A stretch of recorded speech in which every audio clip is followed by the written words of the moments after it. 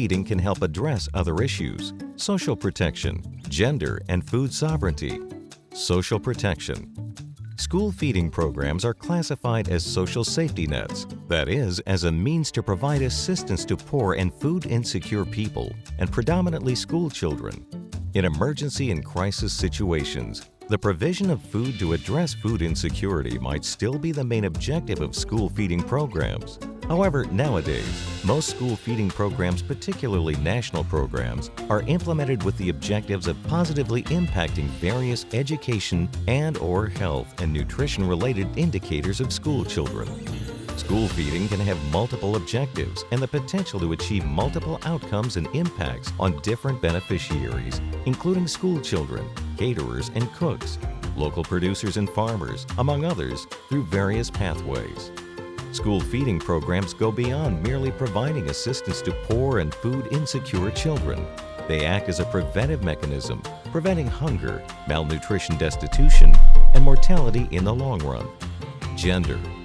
The evaluations of school feeding programs in Africa show positive and near immediate impacts on increasing girls' attendance and enrollment rates, even in the absence of specific gender-related program objectives.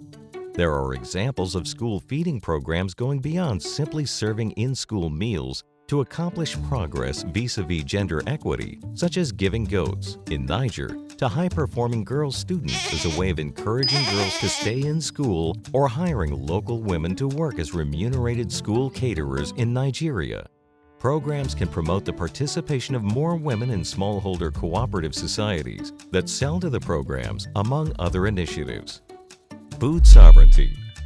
Reaching food sovereignty represents perhaps the greatest indicator of the full maturation and realization of a country's agricultural development.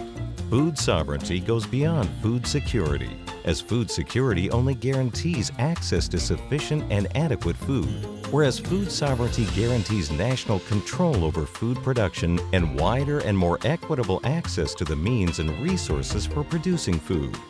Homegrown school feeding programs contribute to food sovereignty by providing local farmers with enough land and inputs to meet school feeding demands, drawing up contracts with farmers that set fair commodity prices, and using locally produced food in school menus to the greatest extent possible.